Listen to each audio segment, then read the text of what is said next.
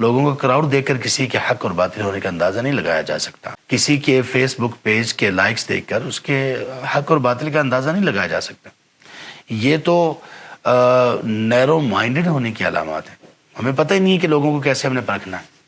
آپ کو لوگ باتیں کرتے نظر آئیں گے بڑی فین فالوئنگ ہے، بڑا یہ ہے، بڑا وہ ہے. یہ کیا ہو رہا ہے؟ یہ حق اور باطل کو پرکھنے کا یہ انداز ہے. یہاں پہ ابراہیم علیہ السلام کی فین فالوئنگ کیا تھی؟ صرف اکیلے بندے تھے. کوئی ایک بندہ بھی ساتھ نہیں تھا ان کے. ایک بندہ جس کو کہتے ہیں نا وہ بھی ساتھ نہیں تھا. تو پتہ نہیں کیا ہو گیا ہمارے پڑھے لکھے لوگوں کو، نوجوانوں کو. سبحان اللہ، کس چیز کی طرف بہ رہے ہیں. یہ تو وہی بات ہے جدھر کی ہوا چلی اس طرف چل دو.